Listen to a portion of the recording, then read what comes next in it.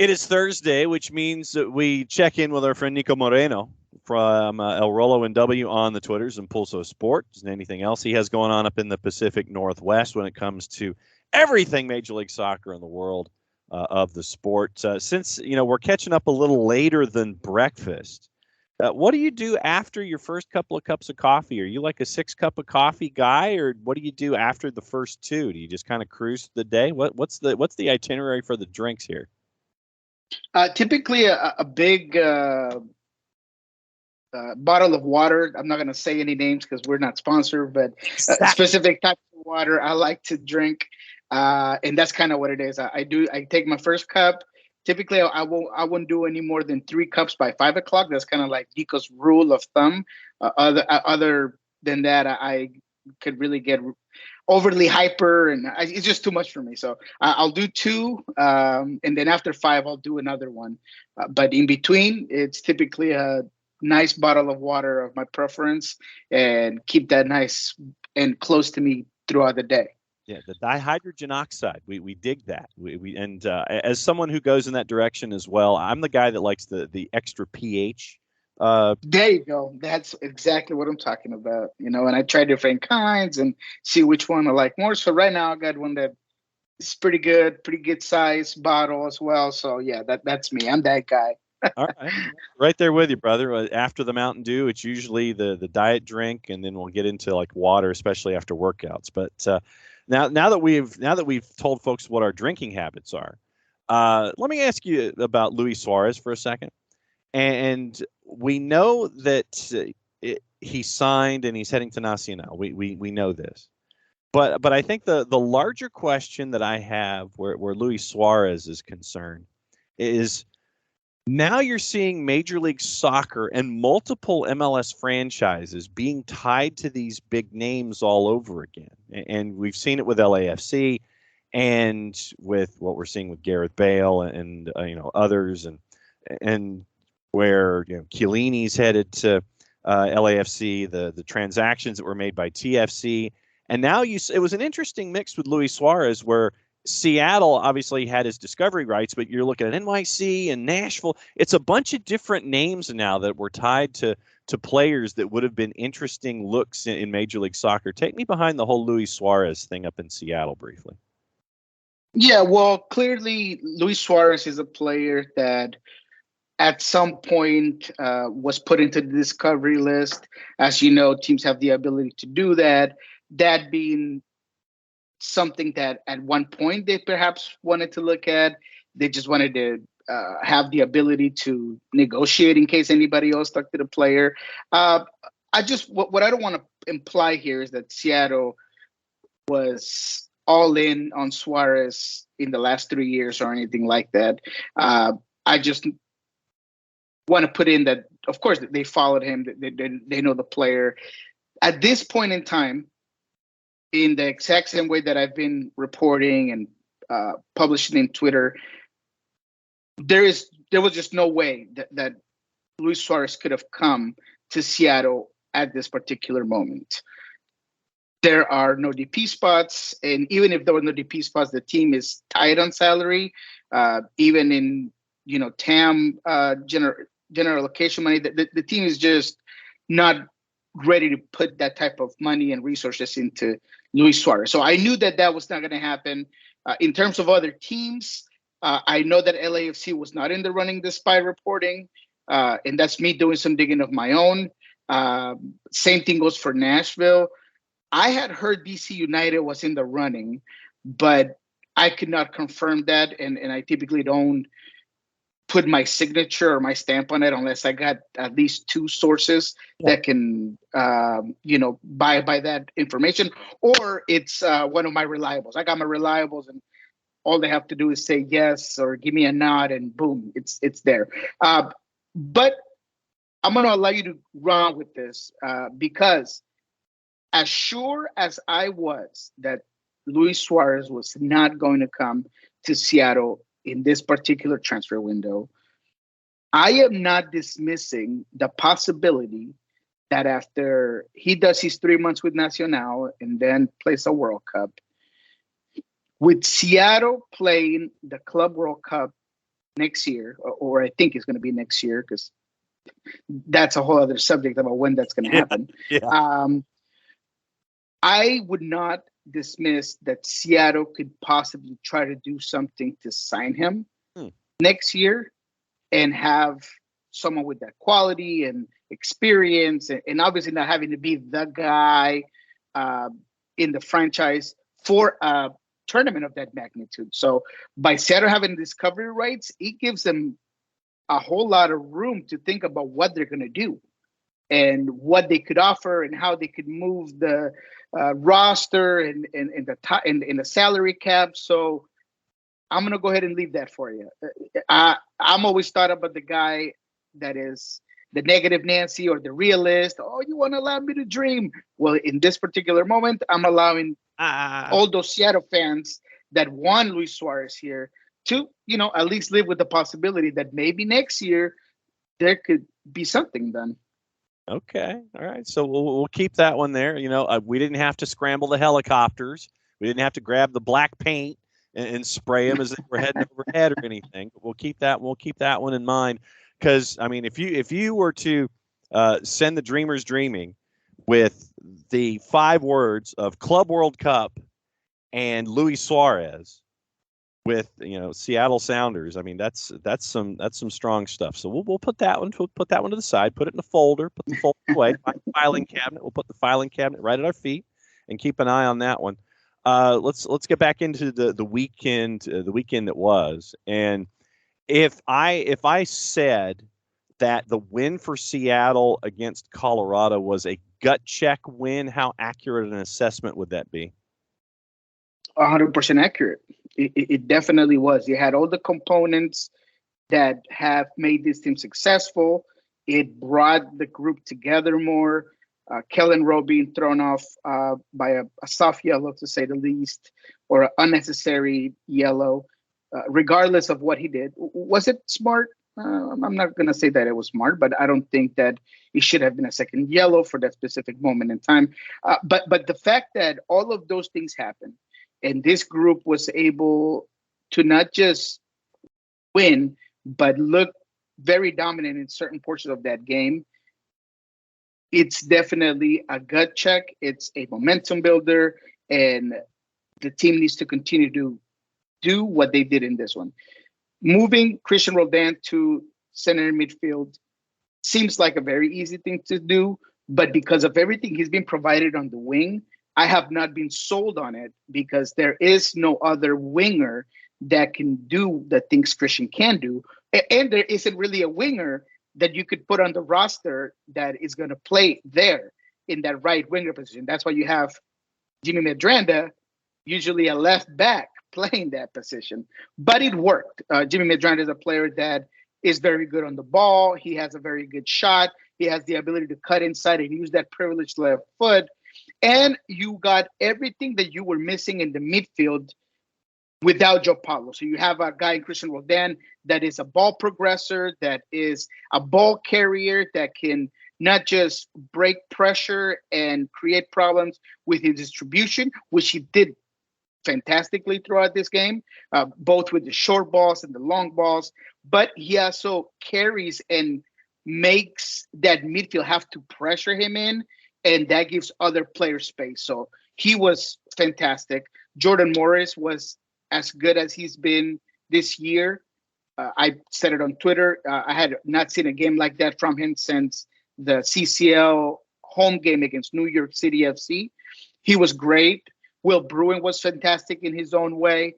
So just everything was put together. Nicolas Odero being able to stay higher because you have a guy like Christian Rodent covering and bringing up the ball just makes him more comfortable at the 10 position, staying a little bit higher, not having to drag back as much. And even when he had to, he was so good because he's not doing that all game. He's able to just reserve that energy. So overall, yes, it was a fantastic win.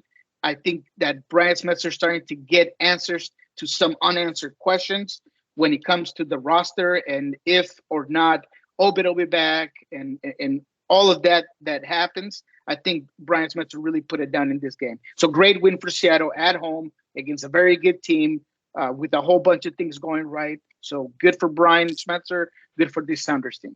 So then let me ask you this. Let me ask you about the play that was put forth by Pro very, very quickly after the weekend was over that ended up being the equalizer, and your perspective on the goal down 1-0, then late first half, you get the equalizer, but Pro comes out and says that we had another oopsie here. What was your perspective on looking at that play that created the equalizer? Although you've got to give credit for taking advantage of the situation and going for the quick start and putting together a 50-yard cross that was ridiculous to get things going. What was your take? Well, first of all, huge credit to Niko Lazzadero for reading the moment, creating momentum, and creating pace, which is something that Brian has preached. It doesn't matter what you're doing, whether it's a throw-in, a free kick, you got to be able to create that tempo, and he did that.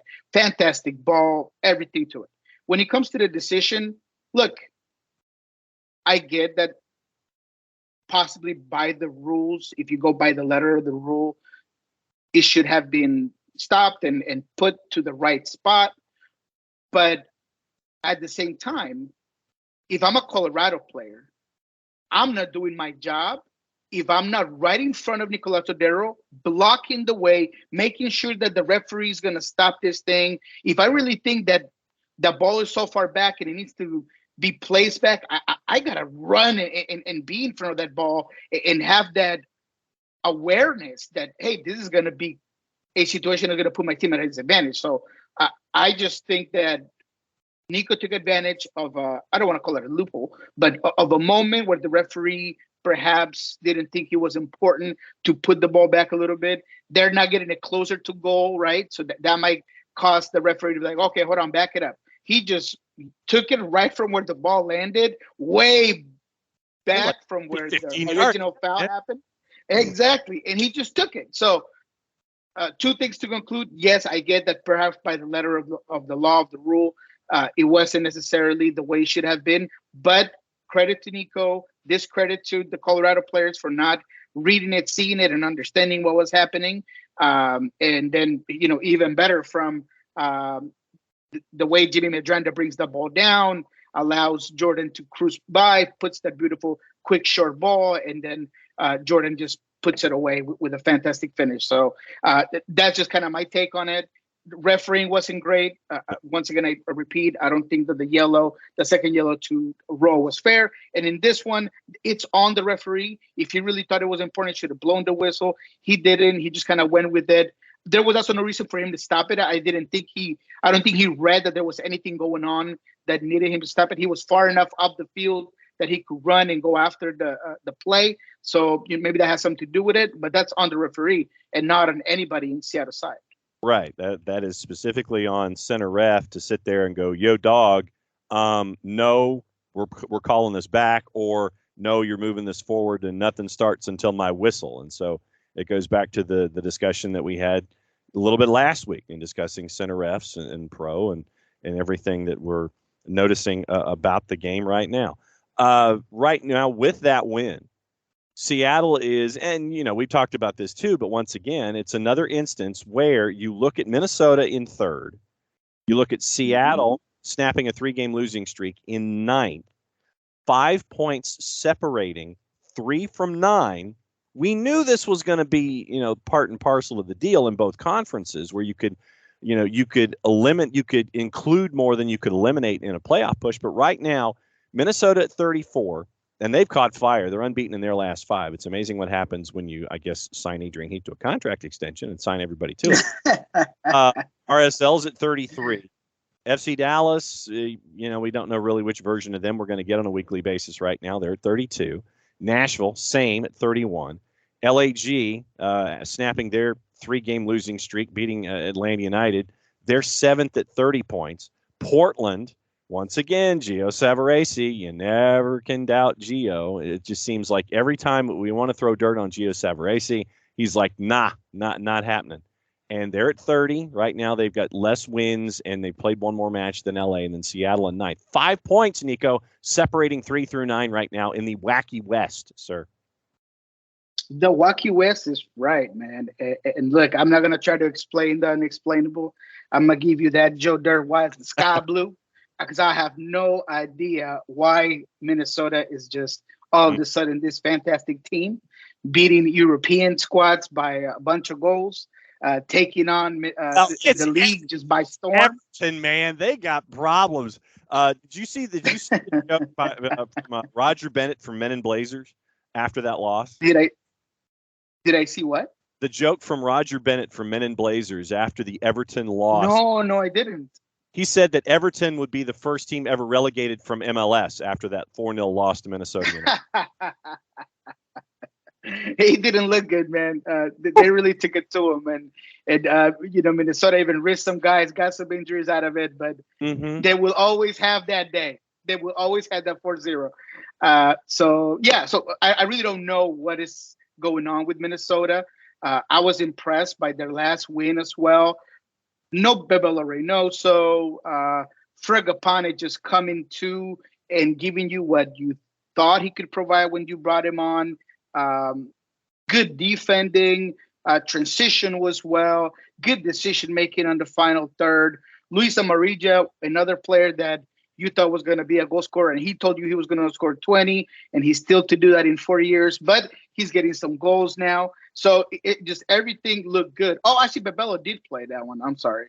But anyways, it doesn't matter. This Minnesota team has just looked very, very good. And they are someone that you might have to take a look at and think that they are starting to put roots in their playoff chances. And maybe the teams like Dallas and Nashville that are starting to struggle a little bit should be getting nervous of how good Minnesota's playing lately. You ain't kidding. Austin. Let me get into Austin here a little bit before we move from the west to the east. Austin had a chance at home. Gerhard Struber knew that he was getting ready to play a U.S. Open Cup semifinal, and this was the proper play. He rotated his squad for the match in Austin at Q2 on the weekend. And so, of course, what happens? This rotated side thumps Austin and gets out to a big lead, and then Sebastian Driussi reminds us, oh, yeah, anytime I'm out there, we still got a fighting chance. But I think that this was a lost opportunity for Austin to draw closer points-wise to LAFC, considering that Austin's played one more match right now. I think it was a lost opportunity in a 7-match batch of craziness. It was, and I'm sorry, Bebelo didn't play. I knew I had my notes right. I'm sorry. But yes, Austin for sure. That's a complicated one because it was a trap game, right? It's a game where you are going to a team that's more concerned about tomorrow's game than today's game because of the magnitude of the U.S. Open Cup semifinals. They get all of these young guns out here. Perhaps what I thought that they were going to do, because I understand and know what certain players can provide. Maybe that changed and I wasn't able to adapt. But credit to Red Bulls for pressing high, making it extremely uncomfortable for that entire Austin back line. They were almost unbearable. They were just taxing on Austin, taking shots that you probably shouldn't even take. And, that's how, they get one of their goals is just a mid-range shot. And just New York just played a game that was with a lot of heart and with probably nothing to lose, while Austin had all the pressure of being a top Western Division team with all of these talent against a whole bunch of young blood. So I just think it was a great job by Red Bulls, but Austin, that's the concerns that make you think twice about completely putting your money on them being a contender in the playoffs, because you cannot drop games of this magnitude. Regardless of who's on the field, Red Bulls will always play the exact same way. You know how they're going to pressure. They're going to give you possession of the ball. They're going to play in the counter. And the fact that this Austin team took maybe 60 minutes to really figure it out, because they did figure it out. They did come back to it. But it just took them so long that by the time they figured it out and Finley finally put that third goal in the 80th minute or so, it was just too late to get that equalizer. And maybe if that game goes another extra 5 minutes, they get it, but it was just too late. So that's why Austin needs to just kind of get it together, and why you see the difference between, doesn't matter what the standings says, an LAFC team and an Austin FC team. Austin 4 points behind LAFC heading into the weekend, 7 points clear of Minnesota United right now, safely in second place. Now to the East, and Toronto got Bernardeschi and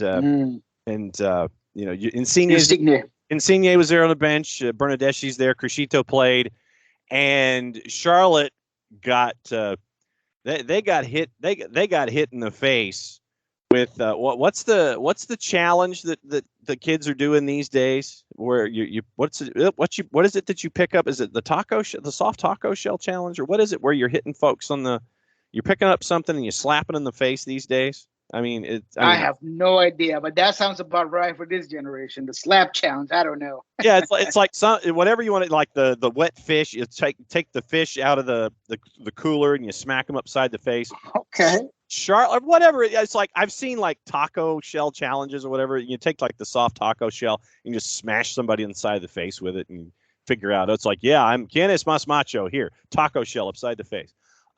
Charlotte goes to Toronto and gets absolutely thumped. But in this one, is it more about Charlotte coming back and regressing to the mean, coming back to the pack after their start, regardless of everything that was going on off the pitch? Or are we sitting there and being optimistic about Toronto, even though apparently they're having about as much success stopping rain through their fingers as everybody else defensively? It's a little bit of both. We are seeing what impact having quality players in the best moments of their career come into a team and change the play, change the attitude, change the atmosphere. And your best example of that is Michael Bradley. Someone who's been struggling, someone who hasn't looked as good as he did, someone who you could tell was carrying a lot from everything that's been going on in Toronto since Altidore. Pozuelo wasn't happy. I mean, there was just so much going on with this team. And now Michael Bradley, all of a sudden, is looking like the Michael Bradley of Roma, and just breaking through lines and finishing in front of goal, gets a brace in this one. He's smiling, having fun. Bob is smiling, well, kind of, in the bench. It just looks so different. Like a weight is off, and soccer is once again fun. And the crazy part is that the defensive end is still not great, but because they were able to really control that midfield, and I think it's one of the better games I've seen Osorio play, as well as Kane. That's kind of, Kay, who looked all right. I really do think that this team has all of the components to be a contender. And if they really get in a row, and Insigne just came off the bench, but he still got an assist, and he gave you the little flick, the little back heel. I mean, you can only imagine what this team is going to look like with a Jimenez that has been fantastic all season. Insigne running in his best form. Michael Bradley looking at Michael Bradley of Bulls. I mean, man, this could be a really good team. And on the other hand, and I'll do it really short because I don't like to talk about the teams that are in decline. Charlotte is a mess since Miguel Angel Ramirez is gone. Yeah. I hate what they're doing with the roster. They just released Ortiz just recently. They just look like a team that's discombobulated. There is no idea of what they're doing. The identity they had at one point is no longer there. And, good on Toronto for preying on the injured antelope and just taking care of business. And we mentioned how crazy things are in the West when it comes to the playoff picture. The East is no different. And once again, we said that it was going to be the case. Philadelphia, New York City up top. Tati heads to Girona off a 4-game win streak. NYC right now 1 point behind Philly. Red Bulls, 36 points. CF Montreal, soon to be Impact, hopefully, probably patent pending trademark coming. They're at 35. And they've won 2 in a row. It's amazing what happens when Georgi Mihailovic gets healthy and he's back in the lineup. Then you get to the fun part. Orlando City's at 30 points. Crew is at 30 points. One less game played, one less win. FC Cincinnati, they've drawn 4 of 5. They're right now in the 7 spot at 28. Charlotte and Chicago with Big Shaq, they've won 3 in a row. They're at 26 points. Mm-hmm. Revs, who have apparently jettisoned Josie Altidore finally to Liga MX after about 38 years worth of rumors of that happening, finally get it at 26 points. Inter Miami's at 25. Atlanta United's at 24. Toronto FC is at 22 points with that win. But if you take, let's say, Orlando City at 5, down to Atlanta United at 12, 6 points separating 3, 6, 8 teams in the East right now, as we're coming to the tricky turn in the triangle. If we were playing this as Pocono Raceway, you're about ready to hit turn 2 and get into turn 3 for this season. The craziness in the East is a little lower down, but there's just as many teams involved in chasing playoff spots as there are in the West right now. You know what? I'm gonna disagree with that. Just because I think that regardless of what it's looking like right now in the West, mm-hmm. because of the data that we have on certain teams throughout the years, and perhaps the quality of teams that you have that are sustainable programs that have been there for a while, and you got maybe a little bit more of a veteran leadership, I could feel more comfortable telling you who the teams on the West that are going to go through that I could tell you on the East. Okay. Because the East is crazy. Uh-huh. Cincinnati is a team that I'm never going to be 100% behind, regardless of where they are. Columbus has a brand new player, a new life, a new look to an already good team. Orlando City has always been solid and steady, but at the same time, they are very sporadic on certain parts of their game, and they can be very vulnerable at times and lose games that they shouldn't be losing. And then you got quality squads like Chicago, 3 in a row, all of this talent.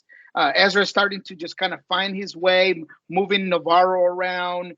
Shaq looks better. We still don't know what Torres is going to do. He hasn't even played that much. So there's just so much unknown, right? And that's just Chicago. If you go to New England, they're also kind of a team that you don't know what they're going to provide you. Toronto, we just talked about it. Atlanta United, everything that's going on with them, and I still wouldn't put any sort of big money to say, hey, they're not going to make the playoffs. I couldn't. I wouldn't be able to do it. So because there's just so many other components that are happening in the East, and there's so many more question marks and variables that we can't decide, I would say that the East is harder to figure out than the West. 9 for 3, I think, is the way that you're looking at it right now in the East. 9 teams for the 3 spots, 5, 6, and 7, because yes, exactly. Yeah, you don't know what you're going to get from Orlando on a daily basis. Crew, we've seen with Cucho and Lucas Zelarayan what that kind of a combo has been able to do. You're unbeaten in your last 5. FC Cincinnati, you can't have Lucho Acosta out of the lineup. You just can't. I think that Cincinnati still has issues at the back. And we talked about Charlotte heading down. Big Shaq in Chicago, Jean Duran with the brace that he had a couple of matches ago. The Revs, Inter Miami, Atlanta, Toronto. The Eastern Conference 9 for 3 is going to be crazy going in. So let's go into the weekend that will be in the remaining time until Niko turns into a pumpkin this week. So let's Friday Night Football. LAFC hosting Seattle. That one's going to be a fun one to start your weekend. That was always fun. It doesn't matter who's playing. It doesn't matter what the stakes are, playoffs, regular season game. This could be an exhibition, and it would be a fantastic game. These two teams have a very settled rivalry. There is a sense here with the Seattle Sounders where they want to show that they are the team to beat, and they know it that they are, regardless of who's on the other side. I am never going to let go of, I think it was Stuart Holden or whoever said that because Garrett Bale and Giorgio Chiellini were here, now the Seattle Sounders and the league were chasing after him, because I think that is a stupid comment. And this team knows it. They are going to want to go to this game. not just get a result, but play great. I'm not going to say that they're thinking they're going to go and beat LA. I'm not saying that that's the case, but they're going to want to outplay them. The results sometimes can vary, things can happen, but they are very motivated to go down there and show that it doesn't matter who is in that front line, whether it's Vela, Arango, Bale, they're going to take care of business. So I'm excited for this one. Raul Diaz has been upgraded to questionable. I had said a week ago that I think that he would be in the bench for this one. I think that's going to be the case. He might be in the bench. Brian might want to put him in if the situation calls for it. But I think that after that Colorado win, how solid the defensive line has looked, knew who should be back for this one after not playing in Colorado because of a disciplinary problem. So this is going to be a fun one. No matter which way you look at it, it's going to be a good one. And I'm still waiting for, in a one-off situation in the postseason, what we've traditionally seen from LAFC, if you frustrate them physically, they've yet to find a way to bounce back from that, and it knocks them off their game, knocks them off their pins, and it usually ends up knocking them out of the playoff picture. So you got it, man. That is the game plan. Believe you me, that you hit it right on the spot, my guy. That is going to be the game plan. Out physical, outplay, outduel this LAFC team. Good call, bud. Good call. Hey, it's you frustrate, and this is pre Chiellini and Bale. But if you frustrate Carlos Vela, you cut off his supply line, and you're physical with him, and you get the right center ref who lets it go a little bit, especially early on, or you're comfortable in sharing your fouls from your back line and from your midfield, knocking a guy like Vela, knocking Chicho Arango, knocking Rodriguez in the past, knocking them off their game gets them frustrated, and they haven't found ways to respond. That, to me, has always been LAFC in a nutshell. But that's couldn't agree more. All right, cliffhanger time. All right, so we're going to wrap up with cliffhanger like we always do. On the matchups for the rest of the weekend, Saturday and Sunday, if there's a matchup you want to talk about, you say stop, and we talk about it. Minnesota United hosting Portland Timbers. Juice boxes have Minnesota as a prohibitive favorite at a -125. Draws at a +290, and Portland's at a +305. Those last two numbers are looking kind of good for me when it comes to the juice boxes. Chicago Fire hosting Atlanta United. Chicago's basically even money at 5 o'clock on Saturday afternoon. Charlotte and Crew. Stop. I'll talk about that one real quick. I just want to put my 2 cents. Always want to talk about Atlanta United. Chicago obviously coming in from a great streak. Atlanta is starting to really struggle. And I think a lot has to do with Gonzalo and the way that this group is perhaps not responding. I did not like the statements that he said after that LA Galaxy game on Cisneros. I just feel like he didn't need to overshare. And I think he overshared and it might hit the locker room the wrong way. So I really want to see how Atlanta United plays, because in that LA Galaxy game, and I said this earlier in Spanish, I felt like it was more Atlanta not winning or losing the game than LA Galaxy winning it. And you can't wait. Atlanta had so many changes, so many chances to put the ball away.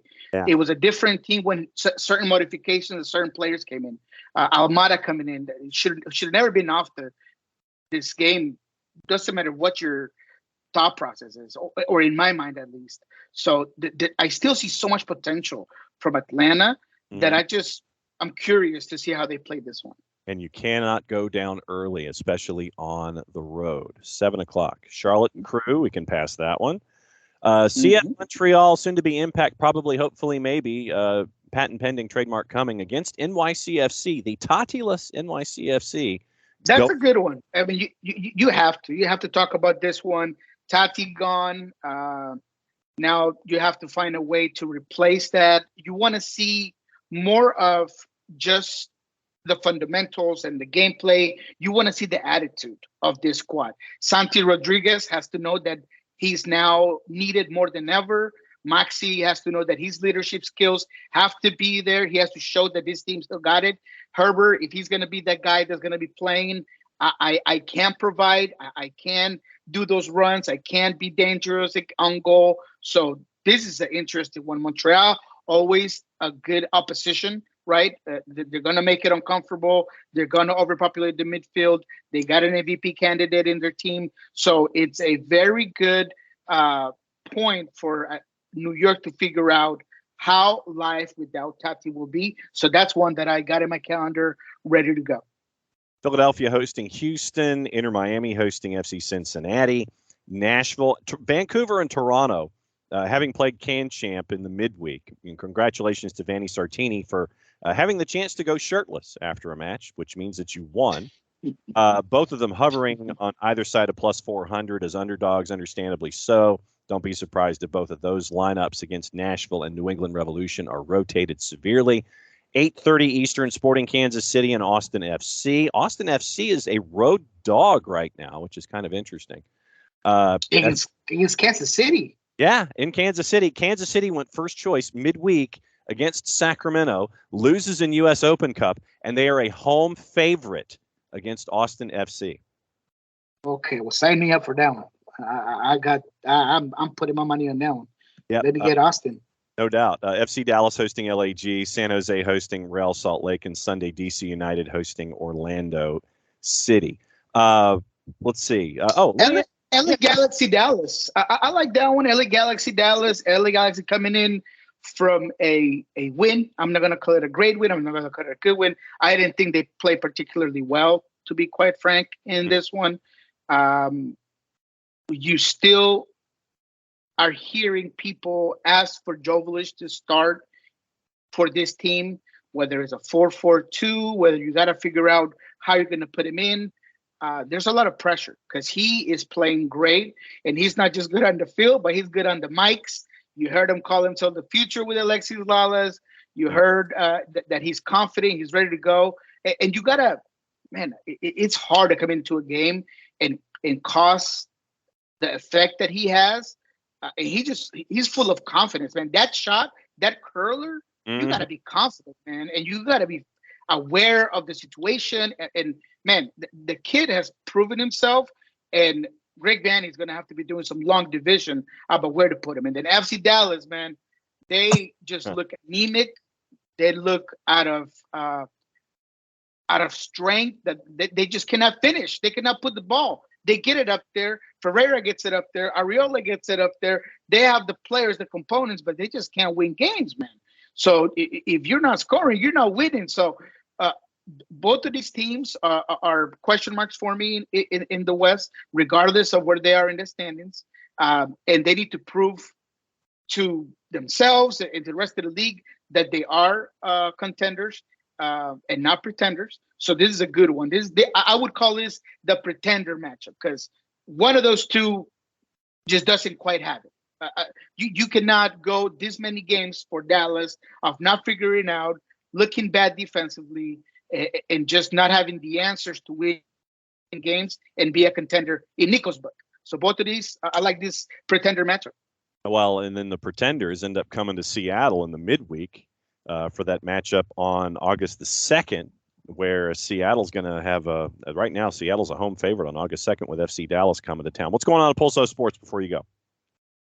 PulsoSports. This one, we are going to be doing a little bit more of Twitter Spaces. We got, I cannot remember his name, but we had a fan that reached out and he said that, he really enjoys the information that we provide, but he wants to have a little more interaction. So he kind of said that we should do a little more spaces.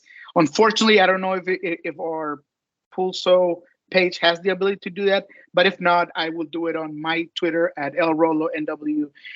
And I'm going to be giving people the opportunity to come in, talk to us. I'll bring them on. We'll talk about a couple of things. Obviously, Seattle now getting off their bad streak is kind of off the table. That's something that they wanted to talk about. But we could talk about the league, talk about the game. So I'm going to be doing a little effort at some point this weekend to talk to the fans. What he said. El Rolo and W. Niko, as always, my friend, fantastic to catch up with you on your Thursdays. Safe travels, getting back to the casa and getting back to the office and getting back to everything that's going on up there in the Pacific Northwest. Be safe, my friend. Be well, and we will catch up with you again next week. Thank you, my guy. Have a good one.